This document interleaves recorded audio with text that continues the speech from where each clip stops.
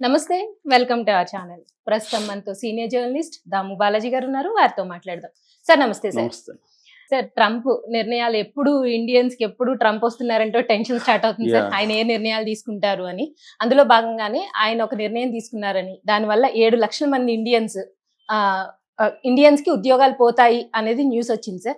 అసలు ఈ ట్రంప్ తీసుకునే నిర్ణయాల వల్ల ఇండియా మీద ఎఫెక్ట్ పడుతుంది అని నిన్న మీరు చెప్పారు. బట్ ఇంకా ఎటువంటి నిర్ణయాలు ఆయన తీసుకుంటున్నారు? అలాగే దీన్ని మోదీ ఎలా ప్లాన్ చేస్తారు సార్? దీన్ని ఎదుర్కోవాలంటే ఇండియన్స్‌కి ఒక ప్లాన్ ఉండాలి కాబట్టి మోదీ ఎటువంటి ప్లాన్ చేస్తారంటే మీరేం చెప్తారు సార్?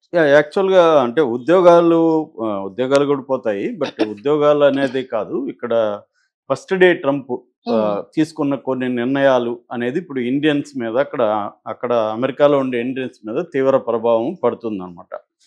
సో ఆయన దాదాపు ఫస్ట్ డే 200 ఎగ్జిక్యూటివ్ ఆర్డర్స్ మీద సంతకాలు చేశాడు.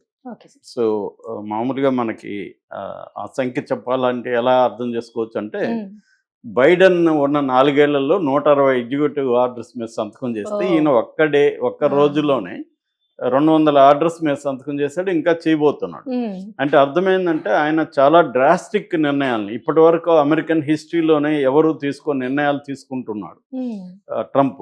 అందులో మన ఇండియాకి ఎటువంటి ప్రభావం పడుతుంది అనేది మాత్రం మనం ఇప్పుడు చర్చిద్దాం బేసిక్గా. ఎందుకంటే నిన్న నేను జనరల్గా చర్చించాను. సో ఇప్పుడు ట్రంప్ ఈ ఎగ్జిక్యూటివ్ ఆర్డర్స్లో ఒకటి ఏంటంటే ఇల్లీగల్ ఇమ్మిగ్రెంట్స్ని డిపోర్ట్ చేసేయడం, ఆ దేశాలకి పంపించేయడం, అది కూడా ఆయా దేశాల వాళ్ళు తీసుకుని రావాలి. అలాగా ఎక్కువగా ఇల్లీగల్ ఇమ్మిగ్రెంట్స్ ఉన్న దాదాపు 1,40,00,000 మంది ఇల్లీగల్ ఇమ్మిగ్రెంట్స్ అక్కడ ఉన్నారనేది ఒక అంచనా. ఇందులో ప్రధానంగా ఉండేది మెక్సికో, ఎల్ సాల్వడారు, అట్లా లాటిన్ అమెరికన్ కంట్రీస్ అంటారు. ఆ లాటిన్ అమెరికన్ కంట్రీస్ వాళ్ళు ఉన్నారు.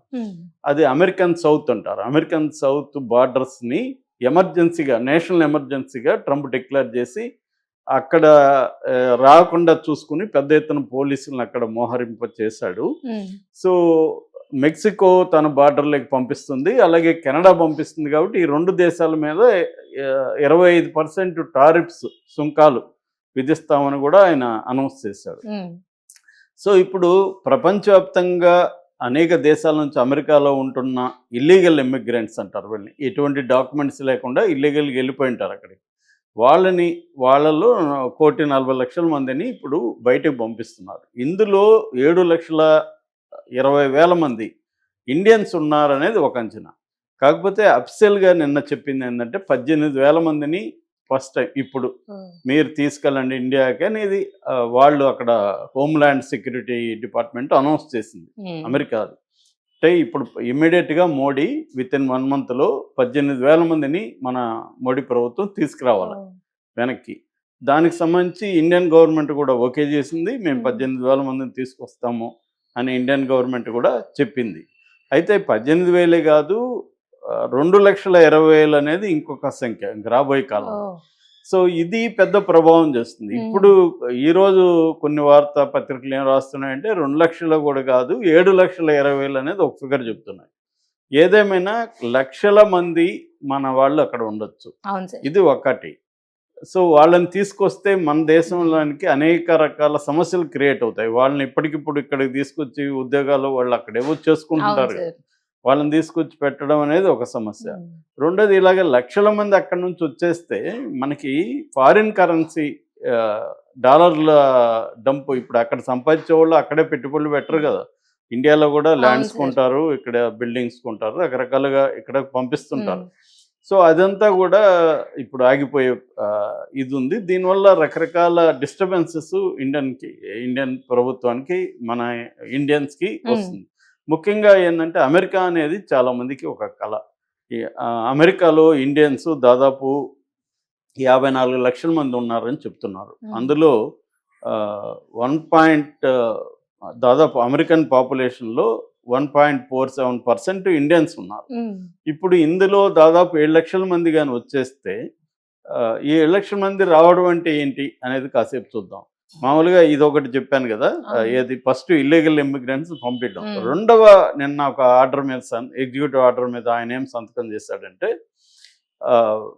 US citizenship, birth right citizenship అనే దాన్ని రద్దు చేశాడు. బర్త్ రైట్ సిటిజన్షిప్ అంటే ఏంటంటే ఆ ఎవరైనా ఇప్పుడు ఆ, ఒక భార్య భర్త అమెరికాకి ఏదో టూరిస్ట్ వీసా మీద వెళ్ళారు. భార్య ప్రెగ్నెంట్గా ఉంది, ఉమ్, అక్కడే బిడ్డ పుట్టింది. అక్కడ పెడితే ఇంకా ఆ బిడ్డకి యుఎస్ సిటిజన్షిప్ వచ్చేస్తుంది. అవును సార్. దీన్ని బర్త్ రైట్ సిటిజన్షిప్ అంటారు. అంటే అమెరికాలో పుట్టిన బిడ్డలకు అందరికీ, అది ఏ ప్రపంచంలో ఏ దేశం వాళ్ళైనా పర్వాలేదు, అమెరికాలో బిడ్డ పుడితే ఆ బిడ్డకి అమెరికన్ పౌరసత్వం అనేది లభిస్తుంది. ఉమ్, ఇది ఇప్పుడు 150 ఏళ్లుగా ఈ చట్టం అమలవుతూ వస్తుంది. ఉమ్, దీన్ని ఒక్క దెబ్బతో ఒక సంతకంతో కొట్టుపడేశాడు. ఓ, సో ఇప్పుడు అక్కడ పుట్టిన వాళ్ళకి పౌరసత్వం రావాలంటే కొన్ని కండిషన్లు ఉన్నాయన్నమాట. అదేంటంటే యుఎస్ సిటిజన్షిప్ పేరెంట్స్కి ఉండాలి, ఇద్దరికి, ఆ, ఉమ్, వాళ్ళు సిటిజన్స్ అయి ఉండాలి. రెండవది పర్మనెంట్గా రెసిడెంట్ అక్కడ ఉండాలి. వాళ్ళు అక్కడ సిటిజన్షిప్ తీసుకొని చాలామంది వేరే దేశాల్లో ఉంటారు, అట్లా కుదరదు, పర్మనెంట్ రెసిడెన్స్గా ఉండాలి. లేదు అమెరికన్ మిలిటరీలో మెంబర్గానే ఉండాలి. ఈ 3 కండిషన్లు ఉంటేనే పుట్టిన బిడ్డకి పౌరసత్వం వస్తుంది, లేకపోతే రాదు. ఉమ్, సో ఇప్పుడు ఏమవుతుంది, మామూలుగా అమెరికాలో ఒక కాన్సెప్ట్ ఏంటంటే దాన్ని ఏమంటారు, బర్త్డే టూరిజం అంటారు. అంటే బర్త్ టూరిజం అంటారు. బర్త్ టూరిజం అంటే కావాలని బిడ్డలు కనుక్కోవడానికి అక్కడికి వెళ్తారు అవును కొంతమంది. సార్. ఎందుకంటే సిటిజన్స్ అయిపోతారు, ఉమ్, 21 ఏళ్ల తర్వాత వాళ్ళు అమ్మ నాన్నని పిలుచుకోవచ్చు. ఉమ్, అది అక్కడ ఉన్న కాన్సెప్ట్. ఇప్పుడేమైంది, ఇది పోయేసరికి లక్షలాది మంది మన వాళ్ళు ఆల్రెడీ అక్కడ బిడ్డలను పుట్టించుకొని తల్లిదండ్రులుగా అక్కడ సిటిజన్స్ కాని వాళ్ళు ఉమ్, ఇప్పుడు ఏమవుతారు, వాళ్ళని బయట వెనక్కి పంపించి, సిటిజన్ కాదు కాబట్టి అక్కడ నువ్వు దేని మీద వచ్చావు, వీసాలు. వీసా అంటే for example H1B visa. H1B visa అంటే ఏంటి, డిగ్రీ చేసి ఉండాలి మినిమము, ఇంకే అదర్ క్వాలిఫికేషన్ ఉండాలి. అక్కడ ఏదన్నా కంపెనీ కానీ ఏదన్నా ప్రొడక్షన్ యూనిట్ కానీ లేకపోతే రెస్టారెంటో హోటలో ఏదో ఒకటి సంస్థ, దాంట్లో వాళ్ళు మనకి జాబ్ ఇస్తున్నట్టుగా చెప్తే దాన్ని తీసుకొని మనం స్పాన్సర్షిప్ అంటారు. ఆ స్పాన్సర్షిప్ తీసుకొని మన H1B వీసాకి అప్లై చేస్తాం, వెళ్తాం. ఉమ్, ఇప్పుడు దాన్ని కూడా రిస్ట్రిక్షన్స్ పెట్టే అవకాశం కనిపిస్తుంది H1B వీసా మీద కూడా. H1B వీసా వల్ల కూడా ఇది ఇప్పుడు దెబ్బతినే అవకాశం. రెండవ వీసా ఏంటంటే ఎల్ వీసా అంటారు. ఎల్ అంటే ఇంట్రా కంపెనీ ఇక్కడ ఒక కంపెనీ ఉంటుంది, వీళ్ళదే అక్కడ బ్రాంచ్ ఉంటుంది, ఈ కంపెనీ నుంచి ఆ కంపెనీకి పంపిస్తుంటారు. దీంట్లో రిస్ట్రిక్షన్స్ పెట్టే అవకాశం కూడా ఉంది. మూడవది ఎఫ్ వీసా. ఎఫ్ అంటే స్టూడెంట్ వీసాలు. ఇప్పుడు నిన్ననే 8 మందిని ఎంతమందిని అరెస్ట్ చేసినట్టుగా ఒక వార్త వచ్చింది అక్కడ అమెరికాలో. ఎందుకంటే ఇండియన్ స్టూడెంట్స్. ఎందుకని సార్? ఎందుకంటే వీళ్ళు స్టూడెంట్ అంటే చదువుకోవాలి, అవును. కానీ వీళ్ళు ఏం చేస్తారు, పార్ట్ టైం జాబ్ చేస్తారు. ఎందుకంటే అక్కడ ఉండడానికి కాస్ట్లీ, హాస్టల్లో అవును సీట్లు సార్. రావు, బయట ఉండాలి. ఉమ్, నిన్ననే ఎవరో చెప్తున్నారు, దాదాపు 7-8 మంది కలిసి ఒక ఇల్లు తీసుకుంటే ఒక్కొక్కరికి $1,300 రెంట్ పడిందని. సో ఆ విధంగా అంటే వాళ్ళకి కాస్ట్ ఆఫ్ లివింగ్ ఎక్కువ కాబట్టి వాళ్ళు ఏదో ఒక పని చేసుకోవాలి. పని చేసుకుంటేమో అక్కడ రూల్స్ ఒప్పుకోవట్లేదు. సో ఆల్రెడీ ట్రంప్ ఇలా చేయగానే దాని ప్రభావం రకరకాలుగా పడడం మొదలు పెట్టేశారు, జరిగిపోయింది. సో ఇప్పుడు మన విద్యార్థులను కొంతమందిని అరెస్ట్ చేశారని చెప్తున్నారు. ఇది ఇబ్బంది అనమాట ఇప్పుడు. ఎందుకంటే దాదాపు అందరు ఎవరో మరీ అల్ట్రాడేట్ చేస్తే తప్ప స్టూడెంట్స్ అవును అంతా సార్. అక్కడికి ఏదో కష్టాలు పడి లోన్ తీసుకొని అమెరికాకి వెళ్ళిపోయి అక్కడ చదువుకుంటూ పెట్రోల్ బంకో, రెస్టారెంటో, సూపర్ మార్కెట్టో ఏదో ఒకటి పని చేసుకుంటూ అవును ఉంటారు వాళ్ళు.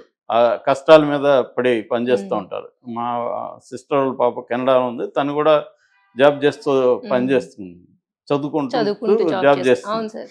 సో లేకపోతే కష్టం వాళ్ళకి. ఎందుకంటే మన కరెన్సీలో మినిమం 40,000 లేనిదే ఎక్కడ చిన్న రూమ్ కూడా, అంటే షేరింగ్ కూడా అవును దొరకదు. సార్. అవును. సో అటువంటి కాంటెక్స్లో ఇప్పుడు అక్కడ ఇవన్నీ రూల్స్ పెట్టేయడం వల్ల ఇండియన్స్ పెద్ద ఎత్తున దెబ్బ తగులుతుంది. దానివల్ల మనకి అనేక రకాల సమస్యలు వచ్చే అవకాశం ఉంది. ఇప్పుడు అక్కడ ఒక్కోసారి ఏమో తల్లికి మెంబర్షిప్ ఉంటుంది,